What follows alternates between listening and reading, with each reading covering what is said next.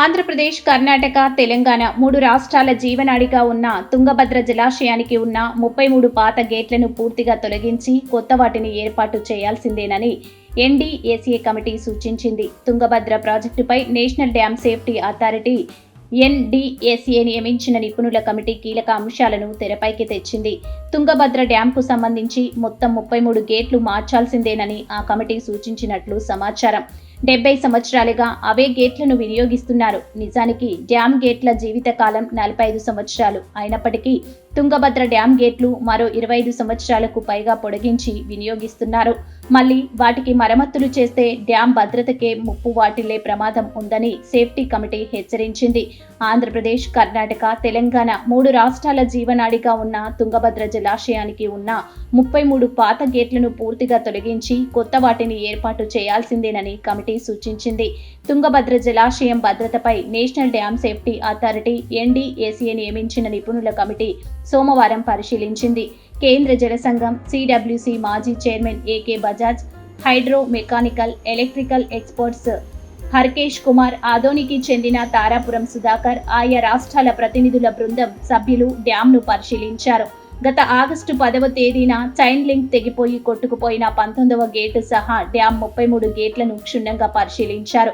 ఢిల్లీకి చెందిన expert committee సభ్యులు ఏకే బజాజ్, హర్కేష్ కుమార్, తారాపురం సుధాకర్లు ఢిల్లీ నుంచి బెంగళూరు చేరుకున్నారు. అక్కడి నుంచి హోస్పేట్ దగ్గర ఉన్న టీబీ డ్యాంకు ఉదయం చేరుకున్నారు. Tungabhadra project board TBC secretary O Ramakrishnareddy, SE Srikanth Reddy, dam పర్యవేక్షణ ఇంజనీర్లు వారికి స్వాగతం పలికారు. వీరితో పాటు కర్ణాటక, ఆంధ్రప్రదేశ్, తెలంగాణ రాష్ట్రాలకు చెందిన సెంట్రల్ డిజైనింగ్ ఆర్గనైజేషన్ సిడిఓ ప్రతినిధులు కూడా ఉన్నారు. ముందుగా డ్యాం వివరాలను బోర్డు అధికారుల ద్వారా తెలుసుకున్నారు. గత నెలలో వరద ఉధృతికి కొట్టుకుపోయిన 19వ నెంబర్ గేటును పరిశీలించారు. 1 నుంచి 33 గేట్ల వరకు ప్రతి గేటును ఆపరేషన్ తీరు, చైన్స్ గేట్లను సమగ్రంగా పరిశీలించారు.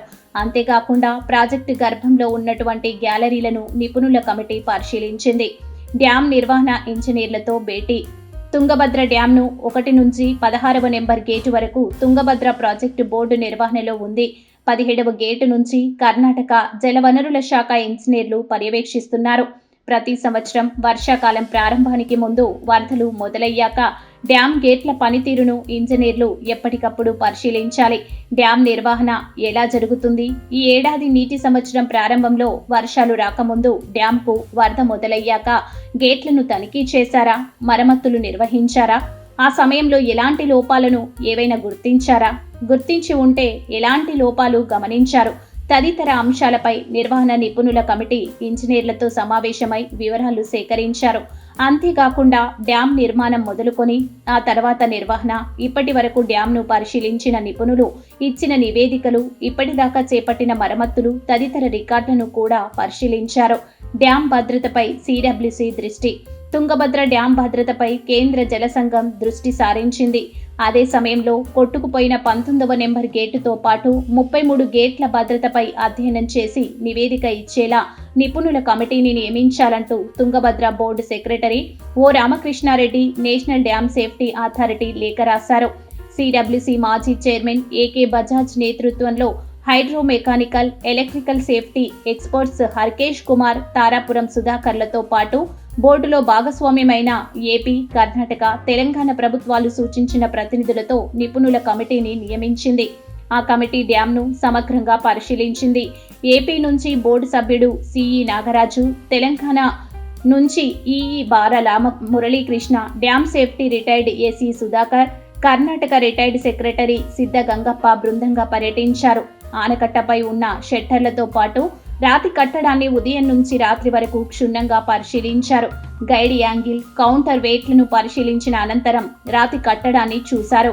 70 ఏళ్ల క్రితం డ్యాం నిర్మాణ సమయంలో ఏర్పాటు చేసిన క్రస్ట్ గేట్ల మందాన్ని అధ్యయనం చేశారు. నీటి అలల ఒత్తిడికి షట్టర్లు మందంలో తేడా వచ్చిందా, అరిగాయా అని ఆరా తీశారు. మంగళవారం కూడా క్రస్ట్ గేట్లు, గ్యాలరీ, హైడ్రో మెకానికల్, ఎలక్ట్రికల్ సిస్టమ్ను సమగ్రంగా పరిశీలిస్తారు. తుంగభద్ర జలాశయానికి ఏడాది ముందుగానే వరదలు మొదలయ్యాయి. జూలై నెలలోనే గరిష్ట నీటి మట్టం 1633 అడుగులు. పూర్తిస్థాయి నీటి నిల్వ సామర్థ్యం 105.788 టీఎంసీలకు వరద చేరి ఆ పైన లక్షల క్యూసెక్కుల వరద ఉండటంతో 33 గేట్లు ఎత్తి నదికి నీటిని విడుదల చేశారు. దాదాపు 200 టీఎంసీల తుంగభద్ర డ్యాం నుంచి శ్రీశైలానికి వదిలారు. ఆగస్టు 10వ తేదీ నాటికి వరద తగ్గిపోవడంతో 1633 అడుగులు లెవెల్లో 105.788 టీఎంసీలు పూర్తిస్థాయి సామర్థ్యంలో ఎత్తిన గేట్లను డ్యాం ఇంజనీర్లు దించారు. ఆ సమయంలో 19వ నెంబర్ గేట్ చైన్ లింక్ తెగిపోయి భారీ శబ్దంతో క్రస్ట్ గేటు వరద ఉధృతికి కొట్టుకుపోయింది. డ్యాం భద్రతల దృష్ట్యా క్రస్ట్ లెవెల్ 1613 అడుగుల వరకు ఖాళీ చేయాల్సి వచ్చింది. అదే జరిగితే కర్ణాటక, ఆంధ్రప్రదేశ్లోని రాయలసీమకు చెందిన కర్నూలు, అనంతపురం జిల్లాల రైతులు తీవ్రంగా నష్టపోయే పరిస్థితి ఏర్పడేది. ఆ సమయంలో రాష్ట్ర ముఖ్యమంత్రి చంద్రబాబు నాయుడు డ్యాం భద్రతా దృష్ట్యా క్రస్ట్ గేట్ల నిపుణుడు కన్నయ్య నాయుడు, రాష్ట్ర మంత్రులు నిమ్మల రామానాయుడు, పయ్యావుల కేశవులను డ్యాంకు పంపించి మరమ్మతులకు శ్రీకారం చుట్టారు. సీఎం చంద్రబాబు ఆలోచనతో కన్నయ్య నాయుడు సారథ్యంలో స్టాఫ్ లాగ్ ఎలిమెంట్స్ ఏర్పాటుకు కృషి చేశారని తెలిసింది.